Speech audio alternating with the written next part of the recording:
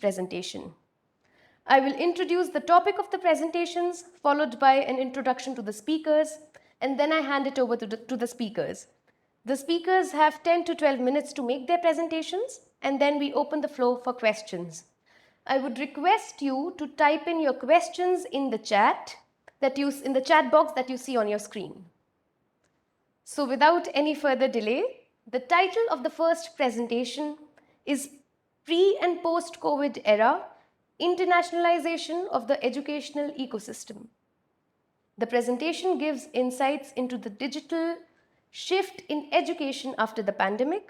It highlights the changing ecosystems in education, the learning pedagogy, shaping the right expectations for international students and faculty, and also reflects on the international research collaborations during the pandemic.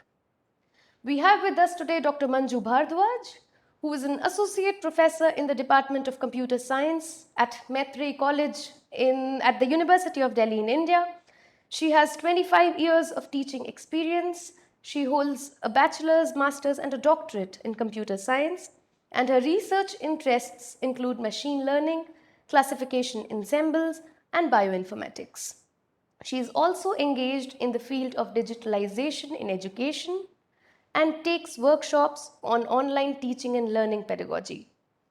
The second speaker for the presentation is Dr. Shikha Badani, who is an assistant professor in the Department of Computer Science at Maitrey College at the University of Delhi. She holds a master's degree in computer applications and a PhD in computer science. Her research interests include malware analysis, machine learning, and Android security. I hand it over to you now, Dr. Bhardwaj and Dr. Badani. Thank you, Start Kanchi. by sharing your screen. Shikha will be sharing the screen for us. Okay, we have 35. Greetings to all participants. I think I'll start with the presentation now. I, Dr. Manju Bhardwaj, will be talking about the effect of COVID-19 on internationalization of the educational ecosystem, along with my colleague, Dr. Shikha Badani. We'll be talking about internationalization. Shikha, next slide, please. We'll be talking about internationalization and how learning pedagogy has changed with the pandemic and how the various stakeholders have been changing their practices as we are moving from pre-COVID era to post-COVID era. Next slide, please.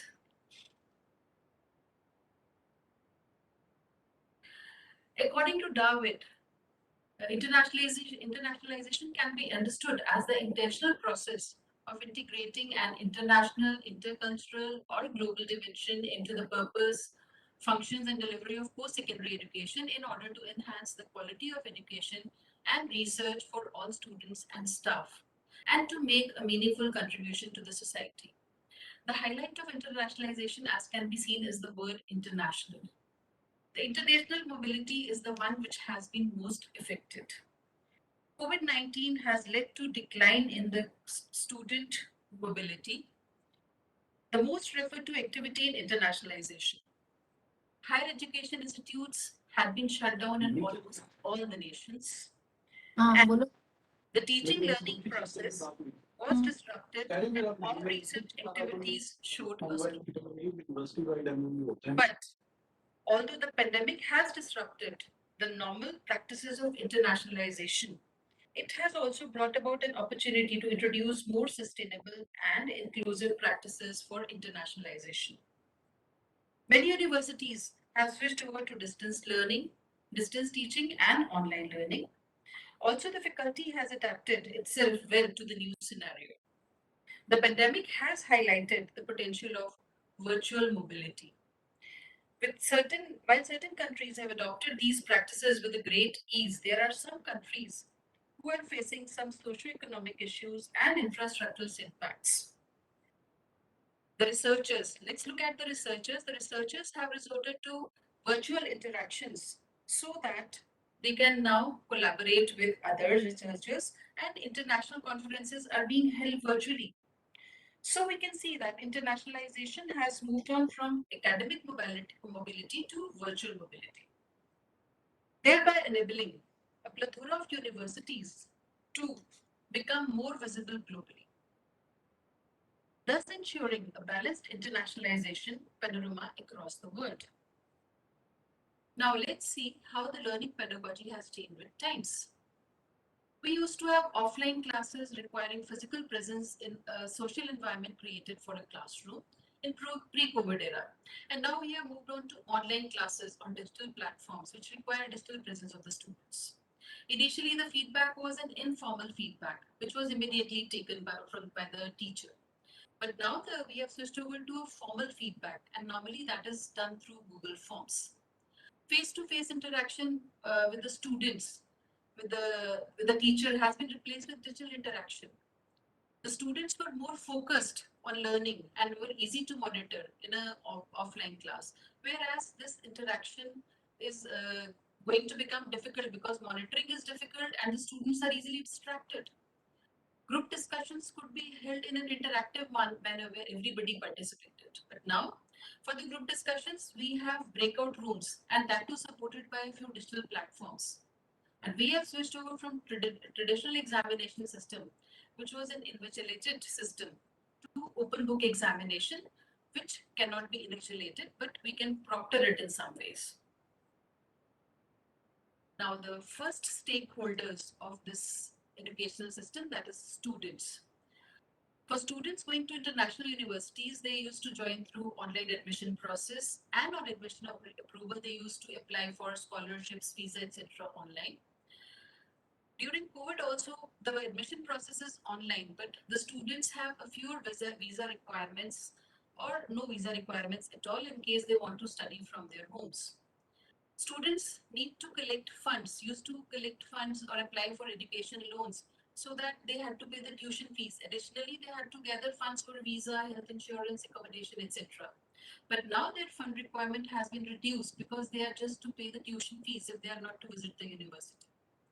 They had to leave their home country to reside at the new location and hence had to work at times to earn for themselves, to support themselves. But now the students do not need to leave the home country. Since the students can attend the classes online using digital platforms and they may need to work just to bear the burden of high tuition fees, no other requirements. The interaction also with the peer students was a good one. The informal as well as a formal interaction used to take place so that there was a true cultural exchange that was taking place. But now the interactions are very limited. The students are interacting at a formal level only through the digital media. So let's look at how this scenario has changed for the second stakeholder, that is the faculty. The faculty, in case they wanted to join a foreign university, they had to visit the location physically. And they had to apply for visa and they had to leave their location to move on to the second location. But now the faculties can still remain in their home countries and take the classes remotely from there. No visa requirements for them. So the things are simpler now. Also, when in the pre-COVID area, when talking about the pre-COVID era, the teachers used to interact, the faculty used to interact with the peer faculty as well as the students, so that there was a nice cultural exchange and also there was a possibility of a good research collaboration. But here now, in the post-COVID time, since the faculty is not traveling, there's a limited interaction with the peer colleagues and also with the students, so that it's a restricted interaction where, although the research collaborations are increasing, but the level of growth is not as much as it was in the pre-COVID era. And now over to Dr. Shikha. Please continue on, Shikha. Thank you, Dr. Bhargava. The next stakeholder are the research collaborators. So during the pre-COVID era, we found that both modes were there, even the online as well as the physical visits.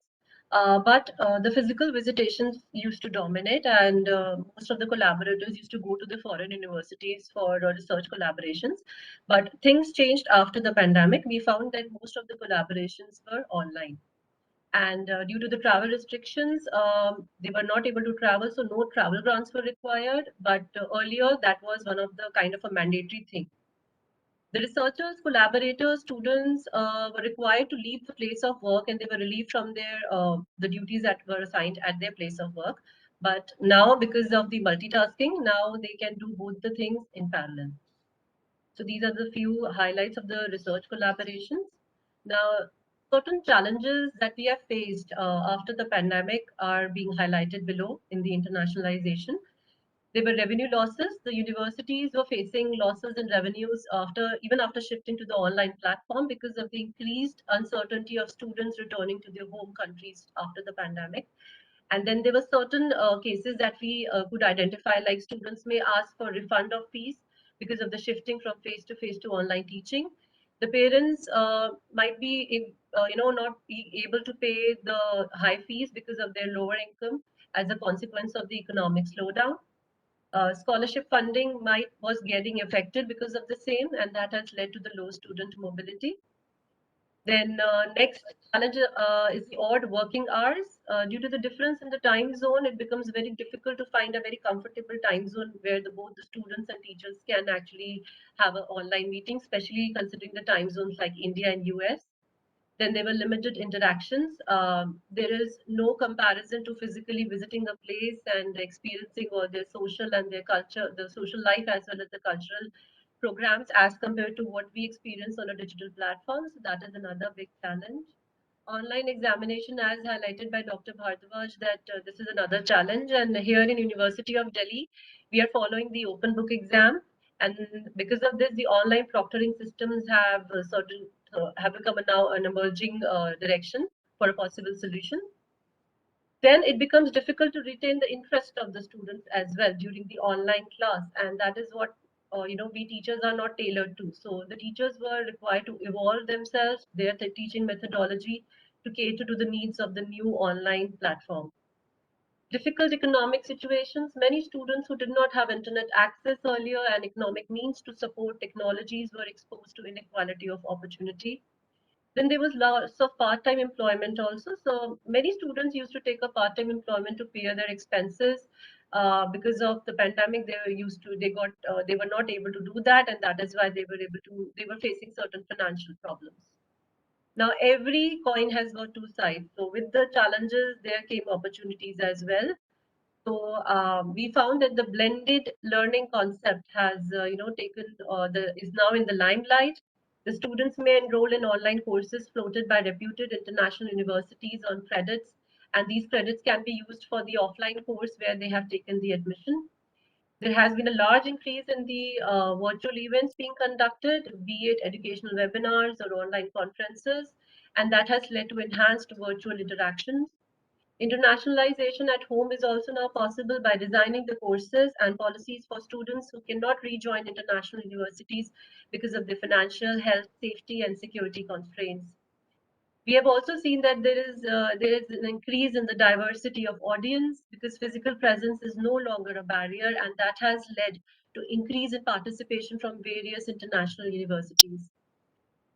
Again, the online learning tools have now become really important because the teachers as well as students both are exploring them, and the need is to enhance the overall learning experience. Certain tools such as mind maps, which were not earlier much used, now we can see an increase in such tools being used. The curriculum is now being digitally tuned. We can see the more use of open source softwares, and all these things are now catered to incorporate the COVID pandemic online teaching era. Then there is plethora of possibilities for differently abled students. Earlier, they were not able to travel to an international university because some constraint or the other, but this online classroom has opened the doors for these students as well to explore. Just to conclude that the COVID era has actually added a completely new dimension to the internationalization. Thank you very much. So, yeah, Thank you open to so much questions. for the presentation, Dr. Badani and Dr. Bharadwaj. The first question that we have for you is, are there some concrete examples that you of the implementation that you have mentioned a few alternatives. Are there some concrete examples that you could implement also at your higher education institute at Maitrey College? Do you have some examples for that? The context is not clear actually. Examples as in the The context of the alternatives that you had mentioned, right? The virtual courses, have you already implemented that? Was what what we was wanted to know. this May is I the answer? yeah sure ma'am, please go ahead. Actually, in Metri College, we have resorted to online teaching, complete online teaching as was required in this duration. But besides that, we have been running many virtual courses because we had to make teachers comfortable, the faculty comfortable with teaching.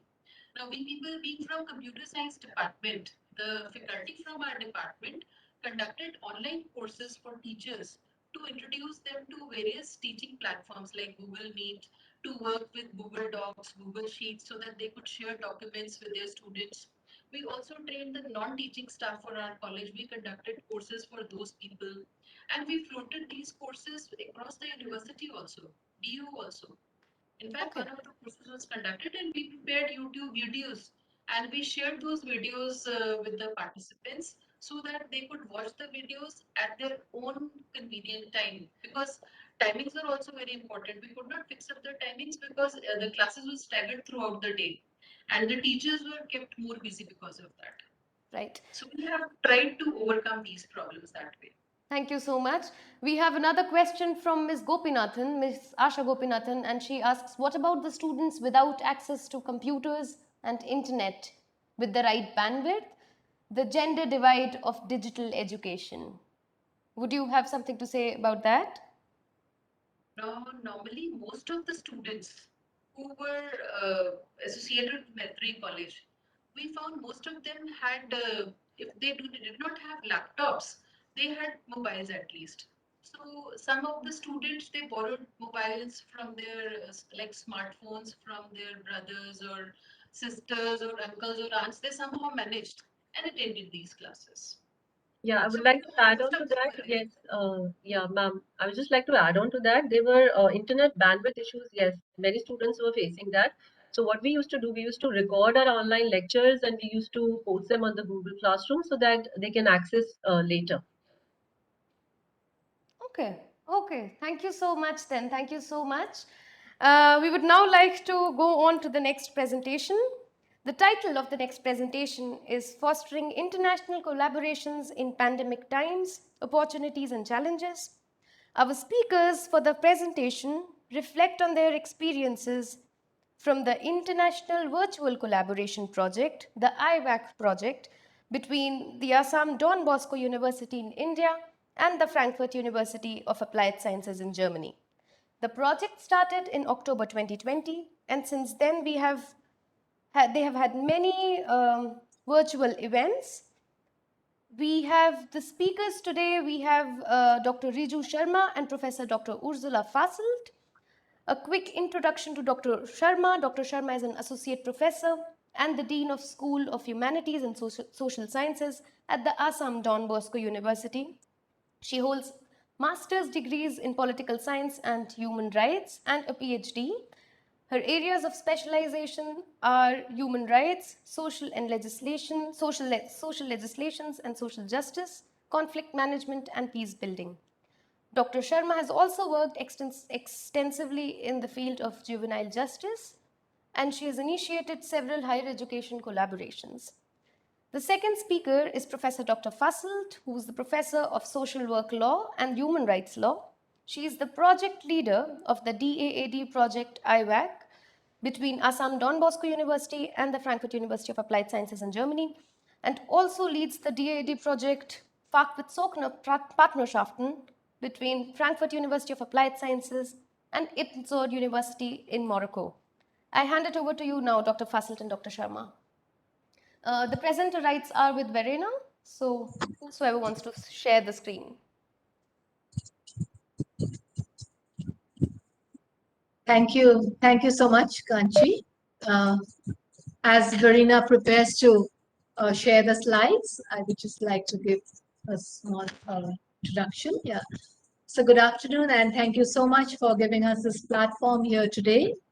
As you mentioned, Assam Don Bosco University and Frankfurt University of Applied Sciences have had quite a few collaborations in the last few years about 5 to 6 years aimed at enhancing teaching, learning, research, pedagogy, university community partnerships, and of course, and understanding and appreciating diversity and multicultural perspectives across the two countries. And this current project that is creating virtual spaces in academic collaboration was started last year in October 2020 under the IVAC project of DAAD.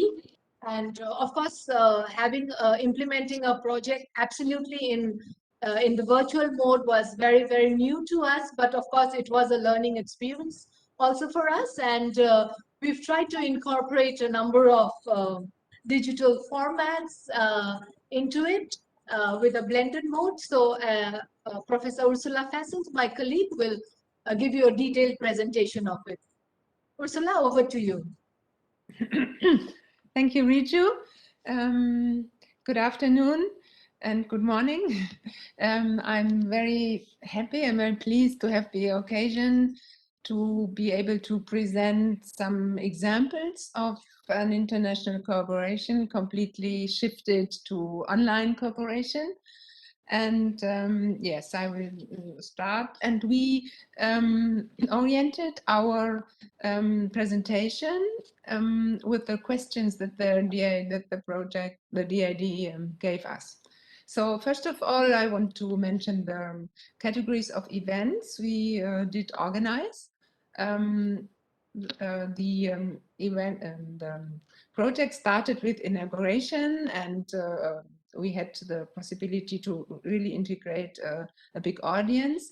Then we organized workshops, quite practical workshops on project learning and on gamification, for example.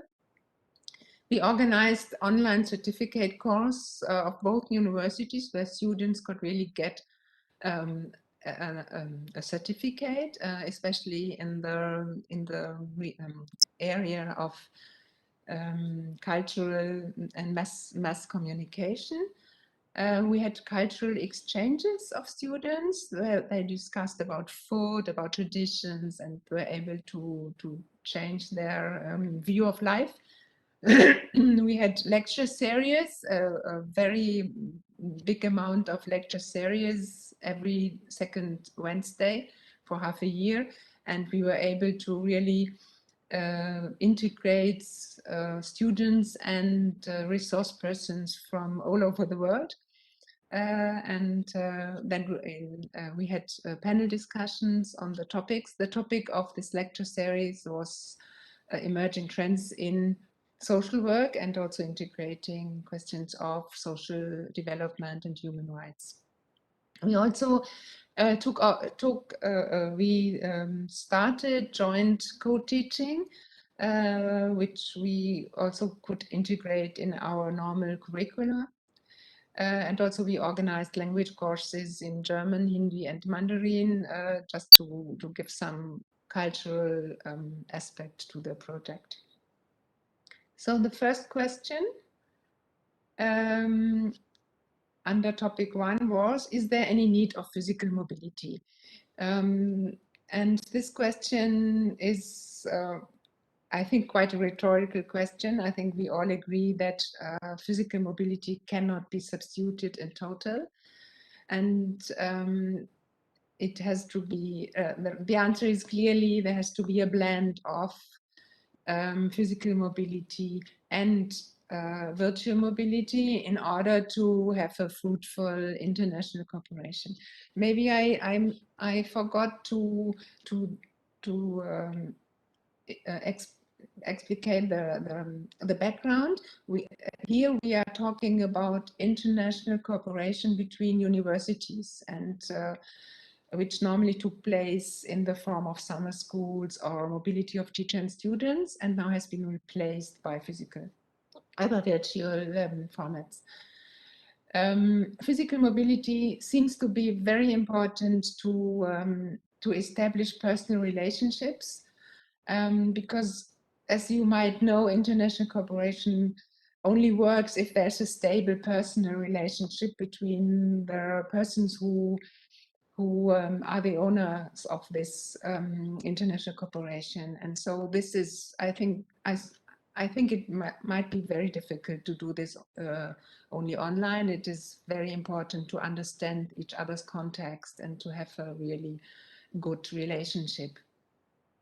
We integrated in our program, or we want to integrate also practical components like field visits and like an exchange on community engagement.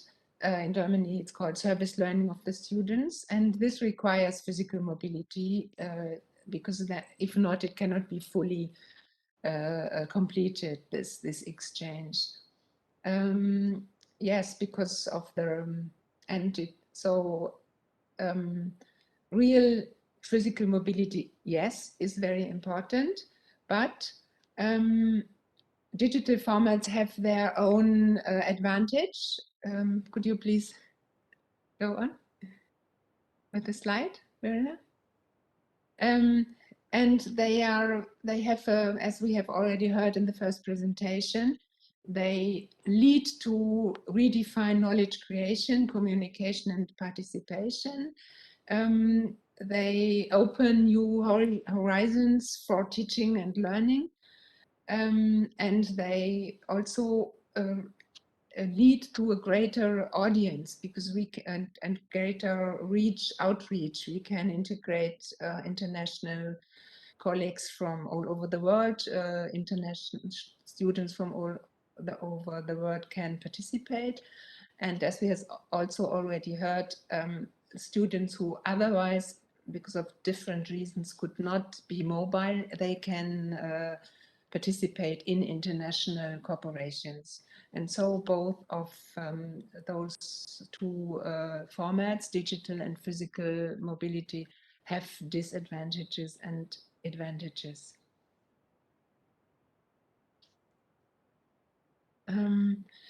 We experienced how this digital formats influenced the curriculum. One very important aspect of international cooperation is the language, and you have to bear in mind if you create online courses or online joint activities that you have to find a common language, which normally is English. But it is also very important to consider that English for many of the participants is not the mother tongue. So this language aspect is a very important aspect. The other aspect is that the online courses, after a certain time, they produce some sort of, we call it Zoom fatigue. So people students, also teachers, may not be too interested to stay at the screen all the time. So it is very important to have a mix of different tools, a mix of asynchronous and synchronous sessions, and a mix of formats like digital tools like Padlet, like Train. So gamification, I think, is a good way to raise the interest of the students. And the mix of asynchronous and synchronous session also can overcome technical problems. Because we have experienced that many students, especially of Northeast India, were in their remote villages and they didn't have a good internet connection. So if you have asynchronous elements, you can sort of bridge also this gap. We were very much influenced by the idea of inclusion and wanted to consider students' context. Next slide, please. The digital mobilization will has different influences on students, on teaching and learning experiences. International offers in the curriculum can increase students' interest in international matters, which they maybe normally did not have. They can introduce them to new educational approaches. They can enable group work across partner universities, and they grant those without access to physical mobility and to international experiences. And what we think very important, digital formats can prepare for physical mobility, so students and also teachers can get information about the country, about the culture before they start with their mobility. And after the mobility, those digital formats can support sustainability because there can be a follow up and other courses. Yes, after the physical mobility. Next slide. Um, uh, Evidently, internationalization, digital internationalization is a cornerstone of internationalization at home. I think we could have known before COVID, but now it is very evident that this is a very good tool to have internationalization at home and to increase it and to enhance it. Next slide. Now, what lessons are learned from digital formats? Surprisingly, not surprisingly, it's the same as the beforehand speakers also mentioned. It is very important to have resources. So the DID might not think of reducing funds for mobility and using digital mobility, because I think resources, personal resources, are very important to keep ongoing international cooperation, even if some parts are replaced by digital mobility. Regular team meetings are very important to keep the cooperation lively. You have to have a coordinators team, and these coordinators team does sort of organize this regular meeting. They play a big role in mentoring students and teachers, and they play a big role in organizing the schedule, because time zones need to be considered. And also for the teachers, sufficient time for preparation is a precondition, because those digital tools, they are quite, it is not done like, it is difficult and you have to have time to integrate all these new tools into your teaching offers. Okay, so I think other lessons I've already mentioned. It's good to have a great variety of tools. It's good to consider the context, the content, the group size. It's very important to support students with their group work. If they do group work, if they meet, it's very important to have a facilitator to mentor them. So a support system for students is beneficial and very good. Yes, I think this is what I wanted to say, and I wanted to thank DID for giving us the opportunity to plunge into this new experience, and I think it will give us the opportunity also after the pandemic to continue with a blended form of cooperation. Thank you for your attention. Thank you so much, Professor Dr. Fassel. Thank you so much, Professor Dr. Sharma. We are now ready for questions. The floor is open. And we have the first question from Dr. Lash. And this is a question on the slide that you had on learnings from the digital formats. And she asks, to what formats would you stick to in the future? Will there be a back to the normal after the pandemic? I will start. Maybe Rachel, you I would invite you to join up to add. I think certainly we will continue with digital cooperation, because India and Germany is not quite like very near, and so real mobility is not so easy to organize all the time. And so for us, it was a really great experience to be able to continue or to work together more continuously. And I think we will stick to this global lectures. I think it was a very good experience. We will maybe also, certainly we will have joint courses, and we will integrate them into our curricula. And yeah, maybe we will also sort of adapt some good tools that the one university has, and we use it for the other university. So make some clones of good virtual courses. Yeah, Riju, what else are we planning to do? Thank you so Yeah, much, I think, Professor yeah, I Fasil. think Yeah, please, Dr. Sharma. Yeah, I think no, I think Ursula, you've said it all well. Yeah, virtual mode definitely we would like to continue, and our as Ursula has presented in our learning. I mean, but to keep it alive and sustained, I think that proper communication is very important. Like we have our team meetings every Wednesday at a particular time, CET and IST. So it does require a lot of communication, and that to keep it up. So I think that is definitely there. And of course, on and off, we would definitely like to have a blended mode of physical mobility also, on and off. Yeah. So I think a blended mode would be perfect for us to keep this cooperation going. Yeah. Thank you so much. We have another question by Dr. Badani, and she asked, can you suggest some tools to counteract the online fatigue? We were talking about the Zoom fatigue. So do we have some suggestions there?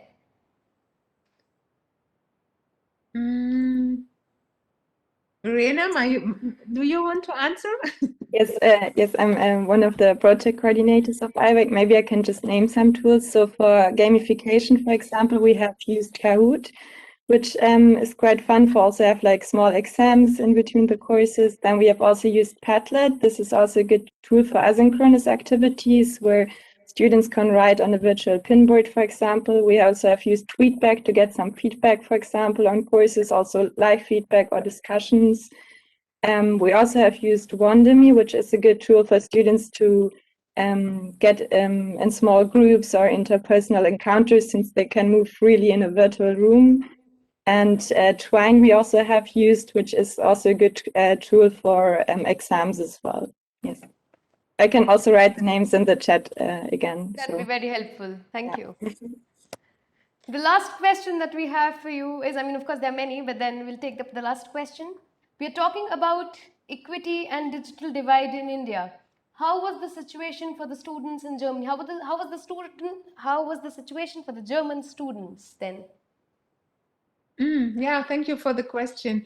I think internet stability is also a question, but an issue, but not, I think not so much than in Northeast Meghalaya villages. But we still also have students who switched in and off. We also have this some students at the beginning of pandemic didn't have real laptops, and they were using their smartphones and everything.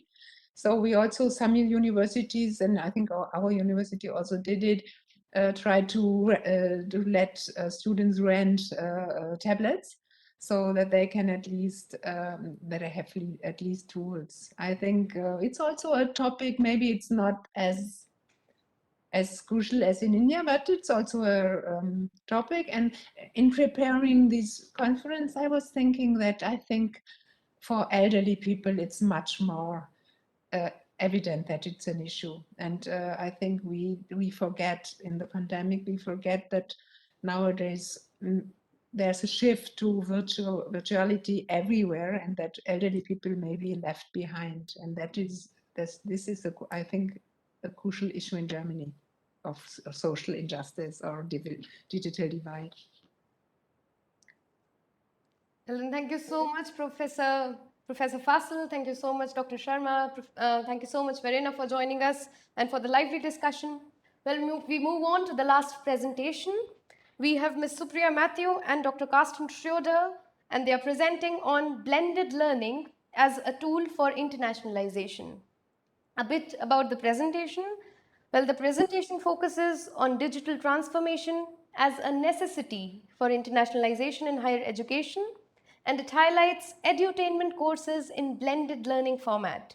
It highlights the collaboration between the German Academy of Digital Education in Germany and the lovely professional university in India.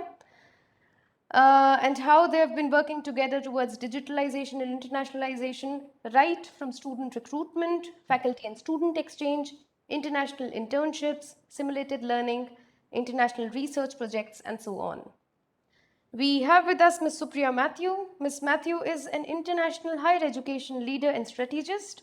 In the 15 years of her career in the field of education, she has partnered with more than 300 universities internationally and has successfully concluded many research and capacity building projects across the globe.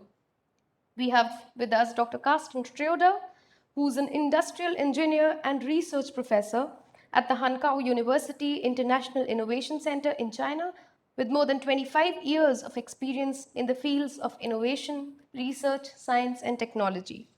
He acts as the interface of science and business between the research institutes and the industry, with his organization S2M, Gesellschaft für Technologietransfer, and is also the managing partner and the managing director at 2 different firms.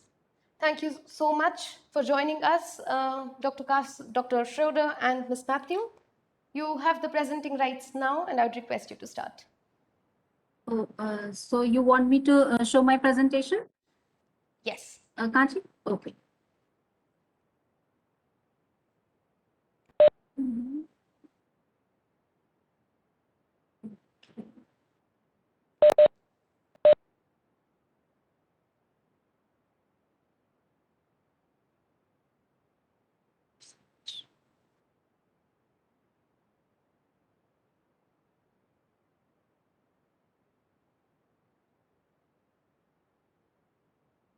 Good afternoon, everyone.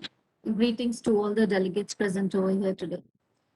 The focus today of my talk is quite more on the opportunities that the challenges led us to. Before that, I would like to acknowledge DARD for organizing this dialogue on higher education and the internationalization therein. Ms. Kachi also for being the moderator of the session.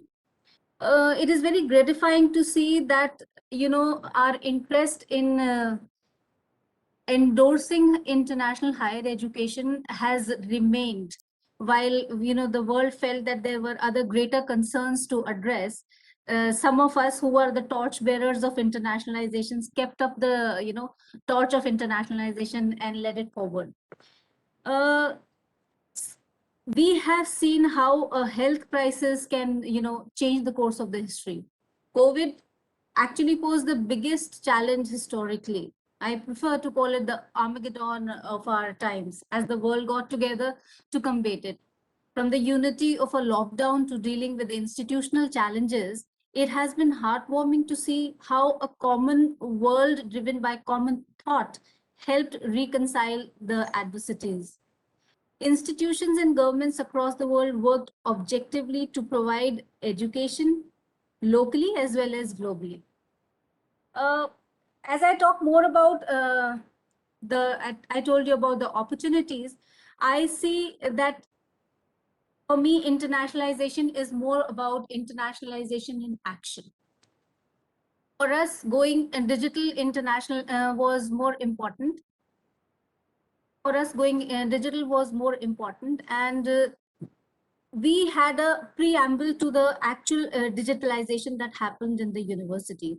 Quite before the COVID, we had a very robust universal management system, which had a blackboard kind of a thing embedded in it, a learning management system embedded in it, and the students were already functioning on it.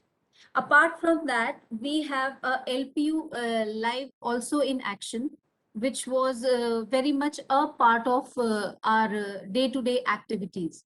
So we all became a very robust digitalized university post COVID, because from being actively engaged in an internationalized campus which was very digitally savvy to moving into something which had to be a mandatory digital activity was very fine tuned. So for us, it was a very 360-degree kind of a thing. Digital collaborations within the international academia became much more frequent, and people had a more receptive mindset. The MOUs, as we know them, which were just not very active because of the lack of physical mobility or the time that was lacking over there, they became much more active because faculty from both the sides could see the possibilities of doing joint activities with the students. So, and doing guest lectures for on in a reciprocative mode. Many of our I would say many of our MOUs, which were very active to the bare minimum, became very highly active. Moving on to the next part is the international students. It was a whole digital life cycle that was created for the students, right from their admission process and getting into the classes, inductions, orientations. And I'm talking about the students who did this internationally. These are the students who were sitting across borders to in different parts of the world. They were inducted into the life cycle of their career as a student into the university digitally. And they're doing really well, right from digital invigilations to attending classes, to also I heard one of the colleagues say that there is a Zoom fatigue, we call it digital fatigue here. Also, the faculty trying to combat the digital fatigue while the students were extending attending the classes. One good way of handling the digital fatigue was to uh, do some kind of quizzes, activities, and sometimes some faculty I saw during training and classes, they would also tell them to keep do a small yoga kind of an activity. It was all very innovative, and the students became more and more interested in being a part of the digital study formats. Uh, Another internationalization in action that happened at with a lot of universities around the world was student exchanges, both inbound and inbound, and they were very virtual in nature. Students from different parts of the world could virtually do the semesters that was not possible for them to do it without or before, in the pre-COVID era time. The students actually, the number of student exchanges was huge virtually, and the kind of interactions that came out of student exchanges is some I can't help myself but tell you about. One of the experiences is that 150 students from a partner, from LPU and a partner college in a different country, they got together and they are doing a student exchange. Students from and professors from both sides are working on projects, and some wonderful research has come out of that kind of student exchange. It is very heartening to see such kind of activities that come out of such exchanges. Another very good aspect of the opportunities provided by the COVID era was the international credit transfer program. We created a model where the students could do part of their studies while it is a COVID situation and they cannot actually come to the university physically. They can do part of the studies at our university, and they can move to complete the rest of the study in another university, which is a partner university abroad. It has acquired a lot of success, and we are very happy about it. Kanchi, am I running out of time? Okay, I will quickly conclude. We also did many other activities which involved a lot of students around it. There were virtual trainings to the countries which required more expertise on internationalization, and this was done in huge numbers. What we found was that doing actively, virtual activities was a much more fruit-bearing activity, and it got us to do internationalization at a much higher level space.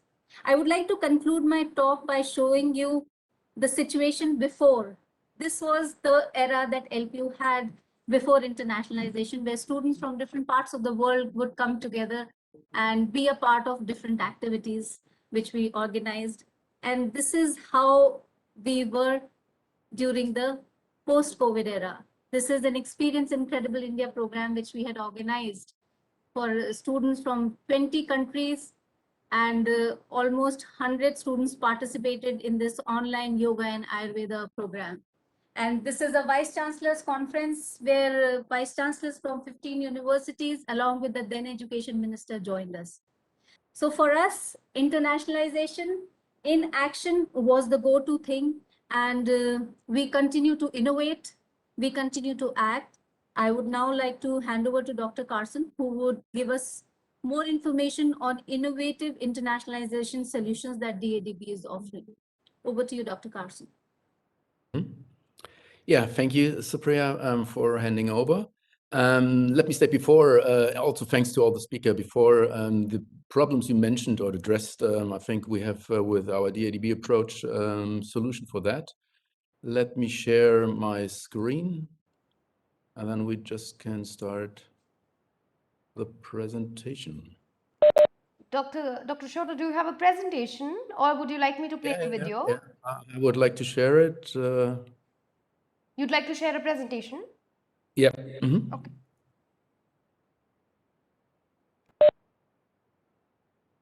You make me able to share it?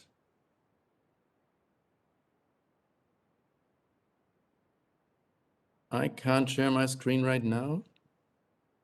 Maybe you have to give me the right.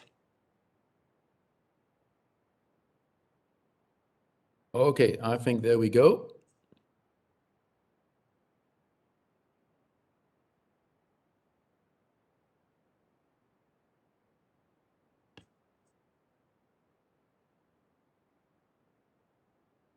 All right. Yes. Okay, fine. Yeah, so good morning, or right now, good afternoon, ladies and gentlemen. My name is Carson Schroeder. I'm the co-founder and managing partner of the German Academy for Digital Education, in short, DADB. I would like to present you what we at DADB are understanding by blended learning and how we improve internationalization and in the field of higher education. Our primary goal is to significantly increase the job opportunities for graduates, because that's what we hear from every one of our university partners. Will my students get a job by joining DADB courses? We hear from industry, on the other hand, that the training content at universities does not meet their requirements. And this is where we start in terms of content by striving to close or at least to minimize this obvious gap. What is the situation in the field of higher education in an international context? Due to the COVID situation, universities were forced to use web conferences systems, we heard it, such as Zoom, WebEx, etc., to share their learning material, conveying maybe in a PowerPoint presentation. However, this was largely unattractive, so learning was not really motivating. The younger generation, the so-called Generation Z, no longer consumes information statically, but dynamically on a wide variety of channels. So universities have to react on this. In addition, the learning material is often only theory-oriented, without any link for practical applications. Industrial development is also very rapid, which means that learning material in addition is often out of date. This then creates the gap described at the beginning. And with regard to German engineering knowledge, that makes German product made in Germany a global success. If you want to benefit from this as a student, you usually have to come to Germany to study in person at a German university, because the offer of German learning content abroad is indeed very low. This knowledge transfer on site in Germany is, of course, only granted to a small number of students, so the outreach is very limited. We, the DADB, wants to change that with our methodology. So what distinguishes our methodology? Knowledge is basically globally available and accessible through the internet. The question is, how is it curated and prepared for sustainable learning success? And here at DADB, we have taken an innovative, very illustrative path. The basis are our DADB original courses, which are made very lively through illustrative 2D and 3D animations, AR, VR showcases, and accompanying short test cycles. With our AR, VR app, students can view objects and process very lively and can experiment on their own as they like. We also pay huge attention to contributions from industry partners that help to supplement the theory and explain it in a practical way. This can be, for example, expert interviews or videos of practical applications. The virtual labs we offer are also a form of practical experience. Physical exercises are limited. With the help of digital twins, however, the exercises can be simulated virtually, but with full functionality and in real time. Our streaming and distance learning platform GATE makes the content available. In the near future, it will offer an individual learning path with the help of artificial intelligence, depending on the individual learning level. Here, you will also find high quality content from third-party providers. For example, universities can upload their content and have the opportunity to upgrade their parts by using our technical capabilities. Dr. Schroeder, I'm really sorry to cut you here, but we are running short of time, and I would request you to now take questions from the audience then. Yeah, two more slides maybe. You see here just the portfolio of our topics we are dealing with, because we have a huge access to a first-class network of experts from science and industry, technical universities, non-university research institutions, as well as the global players in German industry you all know. And we are dealing with topics where Germany has a certain technological strengths, such as Industry 4.0, automotive engineering, automation, etc. I don't have to mention this one. But coming to an end, maybe sum up, yeah, what is the key internationalization in the area of higher education? It's dynamic lecture modules by renowned German university professors we're offering, practical examples from German industry, customized courses. We're working together with our Indian partners, optimizing the needs from them and industry requirements, and of course, our innovative blended learning streaming platform. So let me finalize it, what we are looking for. I will now have to cut you short. I'm really sorry, but we have some very relevant questions for you here. And also for Dr. Sharma. The first question is, can you please share the the gamification tools mentioned that you had already mentioned earlier on the chat, in the chat window, if you could do that. The second question that we have is, how are the students adapting to this change? Does it seem like the value is being added, or how is it like from the students' perspective?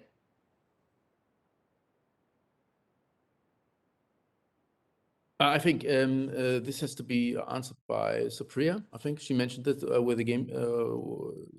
Is that right? Yes, I'll handle that question. Kanchi, do you want to repeat that, please? Yes, so how are the students adapting to the change, to the whole digital change? What I know from the statistics, that initially the students did not want it, because nobody was equipped to go ahead and study online. Some of them, as our colleagues were saying, some of them had to use phones, some of them had laptops. But over a period of time, as the teaching improved and the students realized that this virtual form of teaching is here to stay, the acceptance became better and better, and the teaching, or the pedagogy, improved to a lot of extent. As we become more, we understood that the digital fatigue is going to let the student not be a part of these kind of teaching. So we improvised on our teachings. It became more engaging, and the students started accepting. So virtual teaching is here to stay and is being more accepted by the people. Thank you so much, Ms. Matthew. We have on the platform, we have representatives from international offices and for the universities in Germany and South Asia. I would request you to send the B2B meetings. We have the next session starting right after this on national education policy. So I would request you to accept, reject, just initiate cooperations here, make use of the tool. And thank you so much for having us here. Thank you so much for being a wonderful audience. Thank you so much to all the speakers also. Happy networking, and then thank you.